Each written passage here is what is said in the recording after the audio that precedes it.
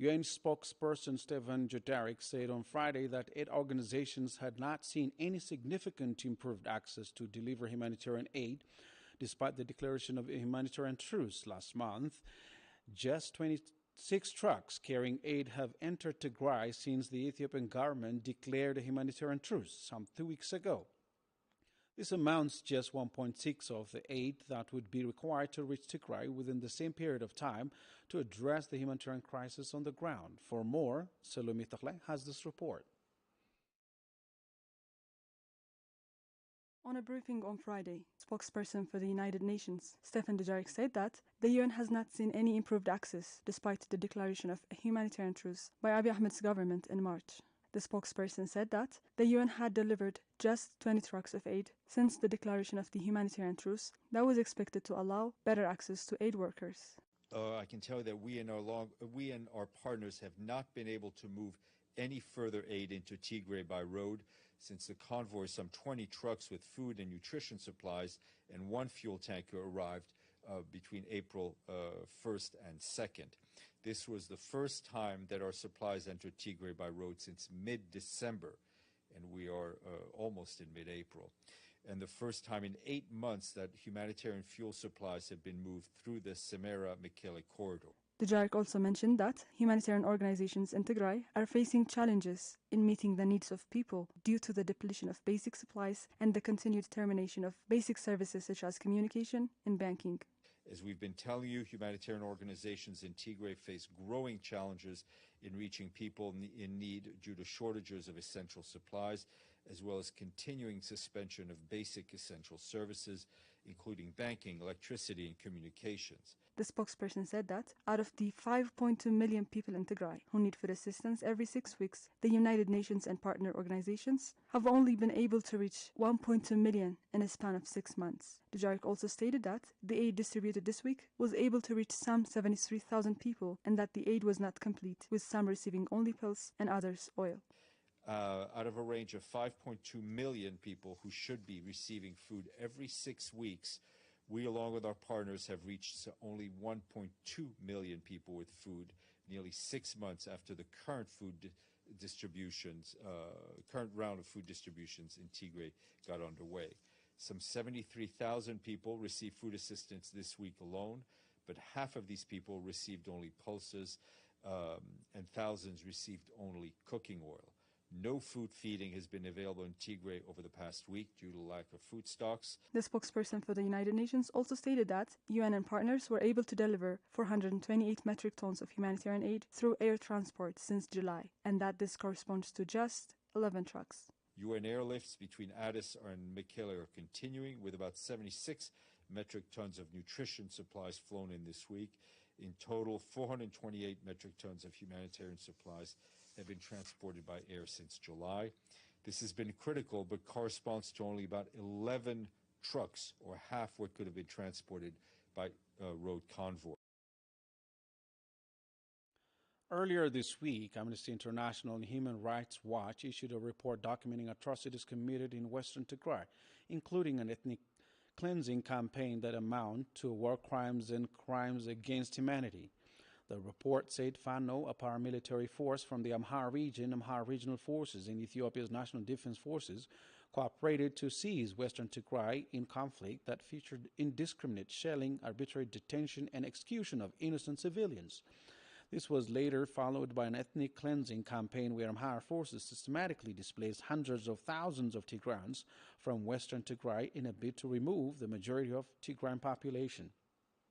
The human rights groups conducted more than 400 interviews and used satellite imagery to prepare this extensive report on atrocities in western Tigray.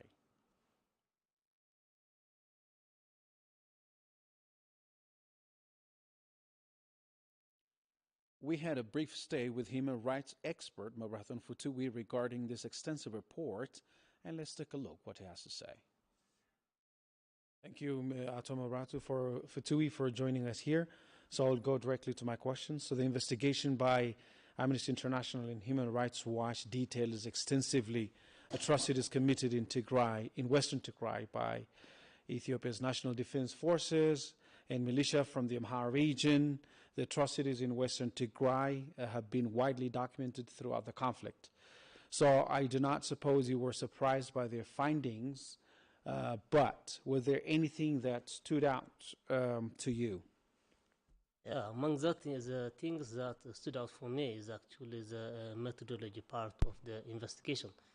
I usually envisage that any investigation on atrocities, on gross human rights violations, on a commission of international crimes shall take into account the necessary elements, shall see not only the incidents, but also the indicators, the lens through which you can check whether the things that I have mentioned are committed or not. Like, for example, when you investigate whether international crimes are committed or not, you have to take into account whether the mental element for the commission of certain crime is present or not. One of which is actually the specific intent, particularly when you go to genocide, because the investigation has kept silent about whether genocide has been committed in Western Tigray or not. The ethnic cleansing campaign detailed in the investigation by these two human rights groups is, of course, just one feature of the violence committed on Tigrans. I mean, could it be said that the ethnic cleansing campaign was just one feature of the genocide committed on the people of Tigray? Do you believe the human rights groups maybe shared away from that conclusion for some reason? Ethnic cleansing can consist of a bunch of crimes, like, for example, killing, murder, massacres, torture, and others. Normally, ethnic cleansing will be genocide if the necessary mental element, which is called a specific intent, is fulfilled. When you say specific intent, either it is desired by those who commit the act and the planners behind all the atrocities, or at least there is the knowledge part. So in this case, I think it is conspicuous, it is very clear that it is genocide. Almost all the elements of all the acts of genocide have been fulfilled, and they have been termed or they have been considered as ethnic cleansing. And so ethnic cleansing, the one who is claiming that it is ethnic cleansing shall believe that the mental element is not fulfilled. However, in the case at hand, the mental element can be easily proved without going far, without going to any other indications, simply from the actors themselves. Look, for example, the people of Tigray in Western Tigray have been denied things necessary for living. Even being there, they have been denied from humanitarian assistance. They have been denied, according to the research itself, according to the investigation itself. They have been denied from medicine, health facilities. All their crops, all their means of livelihood is taken away. So, one, their life there is a condition of life which will ensure their partial or full destruction. As you have said, they are shying away from from calling it genocide. I think one of the reasons might be, it might be said that if they call it genocide, the peace process might be hindered. If it is genocide, I believe that it should have been called genocide. The atrocities are committed by Amhara militia and Fano. And before the atrocities are committed, and in fact in the course of the commission of the atrocities, a number of hate speech have been disseminated by Amhara media. This should have been considered. This should have been analyzed, whether it indicates genocide or not. So they are shying away, and the reason might be, one reason might be to, not to hinder the peace process. But I believe that finding out the truth, the fact is one way of facilitating peace and reconciliation. The other reason to shy away from calling it genocide might be to ensure or maintain territorial integrity, because genocide might entitle for self-determination, including secession. But the territorial integrity, I personally might have different opinion. However, territorial integrity of Ethiopia shall not be at the expense of denying facts, shall not be maintained by denying facts, by hiding atrocities which are tantamount to genocide. In the recommendation section of the report, the human rights groups call for the establishment of an AU-led peacekeeping mission in Western Tigray, classifying it a contested area. Do you believe this may be perhaps set a dangerous precedent where one party, through violent occupation of an area, can establish some degree of legitimacy there? EU has failed.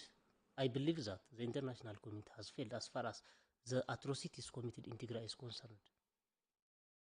It could have been easily prevented, and it's not prevented. It's not prevented. Not only it's not prevented, still it is going on. People are dying. People are dying because of starvation. And starvation is, by the way, one way of committing genocide. Because starvation is denial of all necessary things for life. So one thing, the legitimacy of EU as far as handling the issue of Tigray is actually debatable. For me, it's not legitimate. It has failed. This recommendation cannot be a logical extension of the conclusion of the investigation. The investigation has depicted a number of atrocities committed by Amhara militia, Fano, and the Ethiopian Defense Force. So, if you conclude that certain people has committed certain atrocities, you do not reward them. But this recommendation seems to connote that certain atrocities has been committed by this. So the people who have committed these atrocities shall be rewarded by bringing a kind of illegitimate organization. This rewards for the wrongdoer from their wrongdoing. There is one maxim in this legal studies which says that no one shall be benefited from his wrongdoing. So, Mara militia, Fano, and others shall not be benefited from their wrongdoing. I don't mean that this shall be resolved by armed struggle or by war.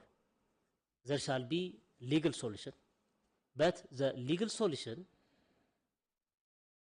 shall first put the warring parties into status quo ante, in their previous position.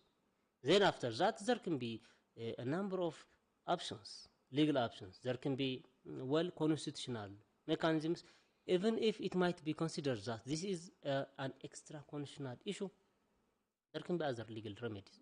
Thank you so much for joining us. We spoke with former president of Magala University and environmental expert Professor Mr. Haile, who discussed the extent of the damage on Tigray's agricultural sector. The professor said the deliberate and systematic destruction on Tigray's agricultural sector has had a devastating impact on the region's capacity to achieve food security in the region, reversing over 30 years of effort to increase agricultural production. The professor also said that addressing the humanitarian crisis on the ground would require the delivery of not only food aid but also agricultural inputs such as fertilizers and pesticides. For more, Salome Tigrai reports. For 17 months, Ethiopian and Eritrean forces burned food crops, slaughtered livestock, and destroyed agricultural equipment, leading to a catastrophic humanitarian situation that has left more than 90% of the population in Tigray dependent on aid. But Professor Mtuku Haile, the professor of environmental studies, says the siege on Tigray is not only devastating because it's blocking the delivery of aid, but also because essential agricultural inputs such as fertilizer and chemical pesticides are not being delivered into Tigray, putting into question future harvest. We are requesting the international community to sit with that, with all what the farmers are doing in having, crop productivity enhancement activities we are demanding that along the humanitarian aid, the international community has to say, yes, farmers of Tigray need inorganic fertilizer and chemicals to, increase their productivity and come out of, the syndrome of humanitarian aid. The humanitarian aid can be in place, but if we cannot sustain the next crop production to a higher level, then there would be a perpetual hunger, perpetual starvation, and deaths of people and children, particularly of malnutrition. Professor said that failure to gain access to much-needed agricultural inputs has forced farmers in Tigray to attempt to prepare composts in their own backyards. By their own initiative, we are assuming, and our farmers are doing it, that they have started preparing compost because they know that they couldn't get the fertilizer they need in good time. So they are starting, to make compost, to make every organic material available back to their land, to their soils, so that with the first rains coming in, some have started plowing, some would be starting very soon plowing, and then of course they would start also planting their crops. Tigray's agricultural sector has shown an astronomical increase in production over the past 30 years, as Ethiopian government's policy had primarily focused on developing the agricultural sector and improving the living standards of rural communities. I would like to reiterate a bit about the agriculture of Tigray, particularly for the last 25, 26 years.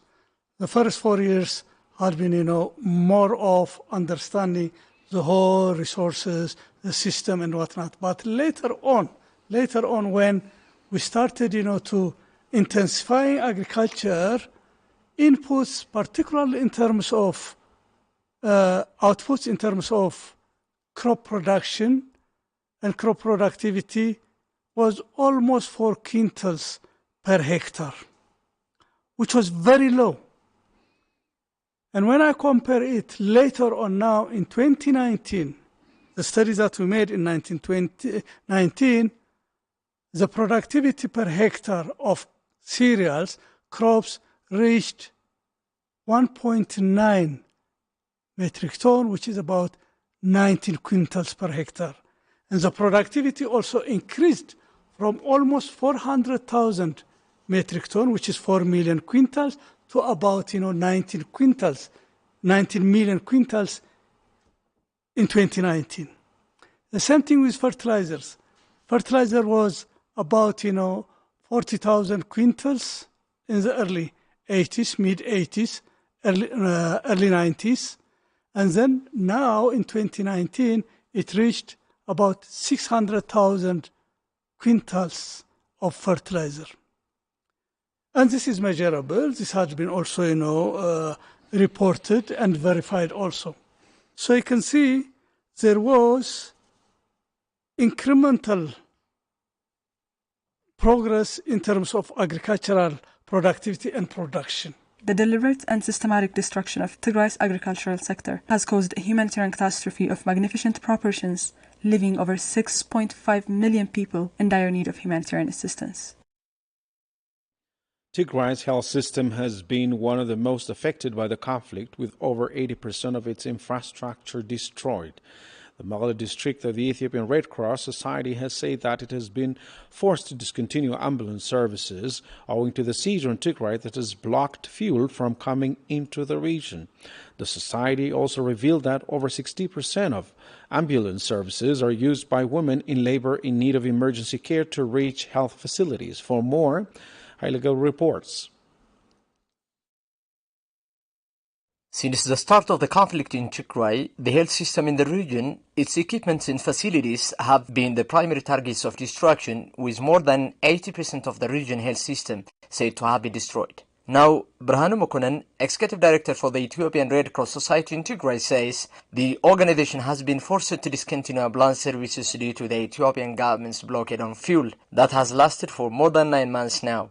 Brahana also emphasized that deliberate destruction and looting by the occupying forces on Red Cross had resulted in the looting of over 148 ambulances, leaving the institution with less than half of the previous number of ambulances. Several ambulances have been looted and destroyed since the start of the war.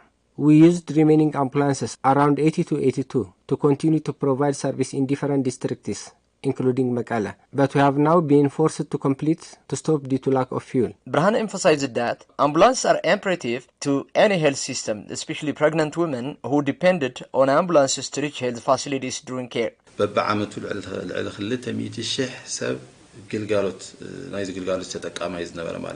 200,000 people in Tigray used ambulance services in Tigray every year, of which over 60% were women in labor. Number of mothers giving birth at home has shown a significant increase, and this is leading to an increased rate of maternal mortality. No one can get ambulance service at this time. Many mothers are giving birth at home because they have no option. I know a woman who gave birth at home in my neighbor. There is no telecommunication service to call private ambulances, though they too have run out of fuel.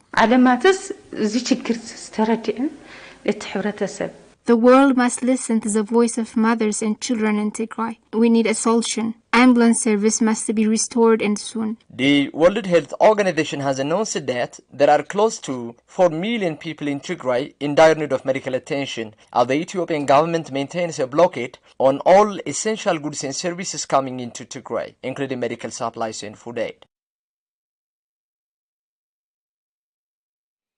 One of the most devastating features of the ongoing siege has been the discontinuation of banking services, denying millions of Tigrayans from their life savings. Commercial Bank of Ethiopia, Mekelle district, says it has been unable to provide services to its over 2 million customers, saying customers are being denied access to their life savings due to the ongoing siege. For more, Saron Sogai reports. One of the devastating features of the ongoing siege on Tigray has been the discontinuation of banking services that has resulted in economic chaos that has gone further in exasperating the humanitarian situation in Tigray. Girmay Desta is the Chief of Business Operations at Mekelle District of Ethiopia's Commercial Bank. The chief says the bank served over 2.2 million customers, all of whom are now facing hardships because they're not able to access savings they had deposited in banks. We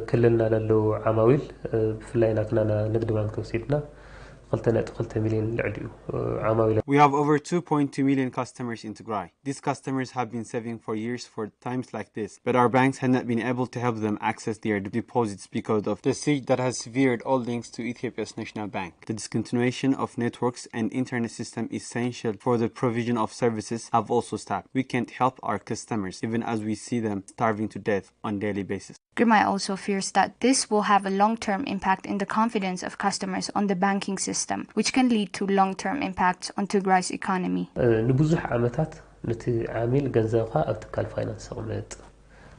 For several years, we have been encouraging our customers to save their money in our bank. And now, when our customers ask for access to their savings, we are unable to help. That has a great impact. Girmay called the role of Ethiopia's National Bank to recognize its responsibility to the millions of customers in Tigray and allow banks in Tigray to resume services.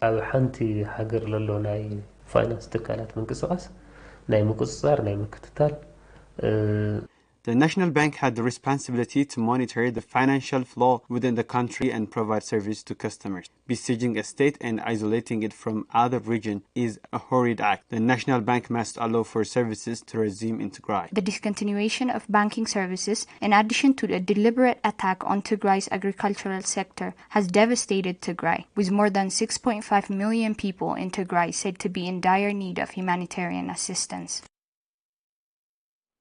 Our reporter spoke with members of Tigray's Veterans Association that say veterans of war who have faithfully served their country and their people have been targets of atrocities by Ethiopian and Eritrean forces in the ongoing conflict. The veterans also said that the veterans with disabilities have also been targets of atrocities by Ethiopian and Eritrean forces that have looted and destroyed medical equipments, wheelchairs, and other essentials. For more, Wintakidana reports. Many that have honorably served their countries over the past decades have been the victims of the relentless attack on civilians in Tigray. This is especially true for war veterans that had variously fought for their country. Charkos Waldemariam is the head of Tigray's Veterans Association, while Abraha Khalayu heads the Office for the Membership and Social Affairs. They say the atrocities committed on veterans of Tigray are among the most brutal.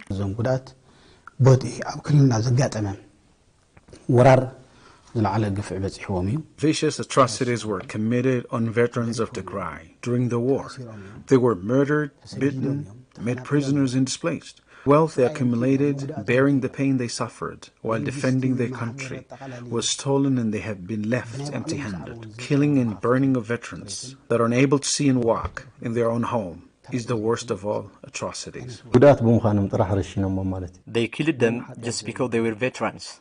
Veterans that didn't play any part in the ongoing conflict and didn't do anything to offend the invaders were murdered just because they were Tigrayan veterans. Knowing that they depend on it, the invaders took their wheelchairs, clothes and other essential equipment. The head says the association has not been able to locate many of its members and is yet to know their condition. They are people with special needs, people that are unable to see and walk because of injuries to their legs and are unable to run. How can they be murdered or treated badly just because they were freedom fighters?